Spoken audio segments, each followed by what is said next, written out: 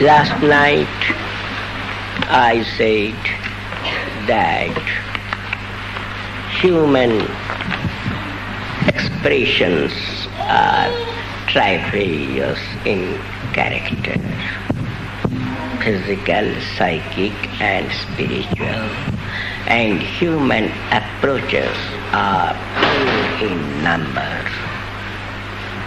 physical, psychic, and psycho-spiritual.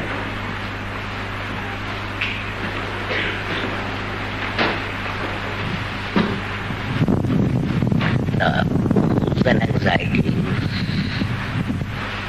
the pleasures or composers that a man or an animal enjoys in physical strata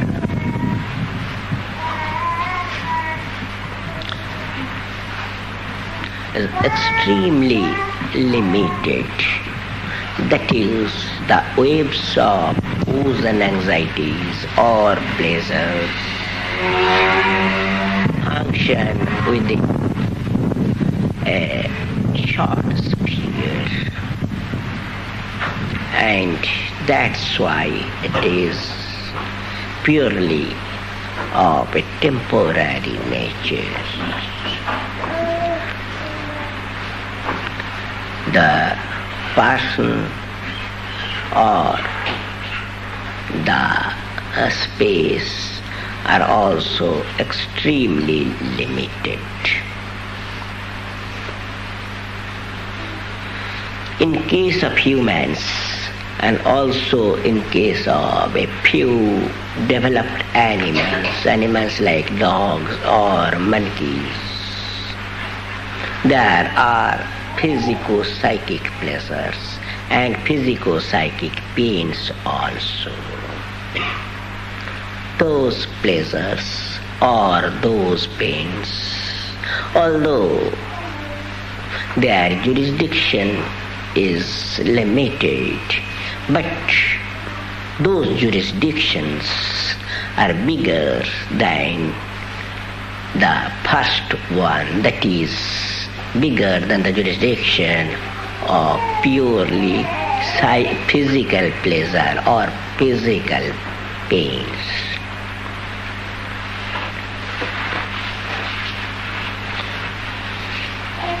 In case of humans, there is the psychic pleasure or psychic pains.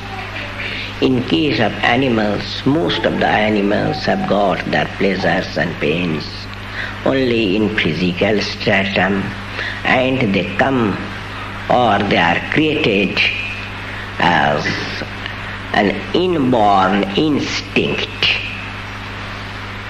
But in case of developed animals and humans, it is not only inborn, but there are something imposed, and not only imposed, but there are something developed by themselves in them, that is, in developed animals and in humans. There are both genius and technicians. But in case of undeveloped animals, there is nothing called genius or technician.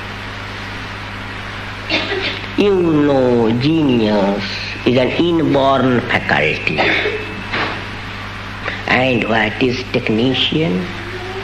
Technician is an ordinary faculty developed to an extraordinary degree of efficiency. This can be done by developed creatures and humans. Tamed dogs, tamed monkeys may do many a thing, because they are, although animals, they are developed animals.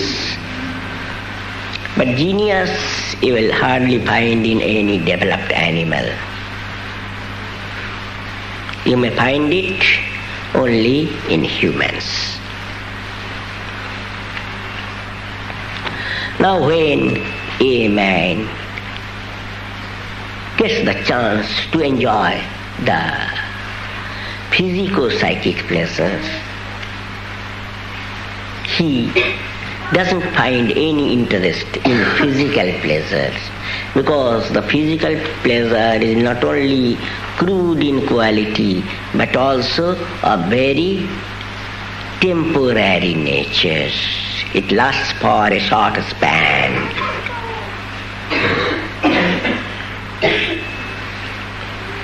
In psychic level, man is the dominating living being. He does something new. He wants to do something new to get more psychic pleasures. And he invents so many things and engages himself in psychic pursuits. These things cannot be done by animals or even in developed creatures, other developed creatures. And here lies the speciality of human beings. But I won't say that it is the speciality of human beings because in psychic spheres, the pleasure you get is nothing but a sort of positive project of your mind, positive projection of your mind. It creates nothing concrete, nothing lasting. And whenever this sort of positive projection takes place, there comes another negative projection just to bring back the mind to normalcy. That is, the psychic pleasure that you get is counteracted or neutralized by negative projection, by the pains you get due to negative projection. Plus and minus make it zero. So I said there cannot be any development or any progress in physical or psychic spheres. Now in case of psycho-spiritual approach, what does happen? Human approach towards the spiritual nucleus means fighting against the limitations of time, space and person. So, it is the best wound of human beings, and here lies the difference between man and animal. Even the developed animals cannot do it. Now in course of this psycho-spiritual advancement, when the particular aspirant crosses the silver line of demarcation between relativity and absolute, he goes beyond the touch of all mundane bondages.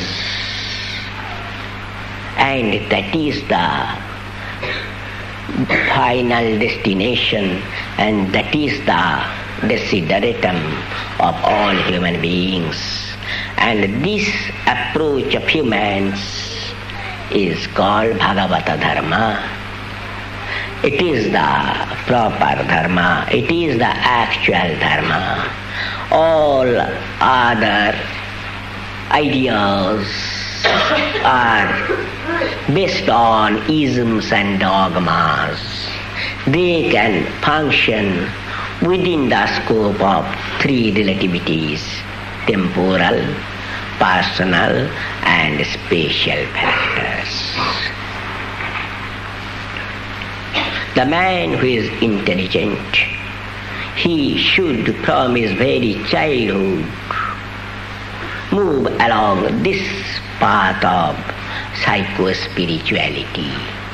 The sooner a man starts or moves along this path of psycho-spirituality, the better it is.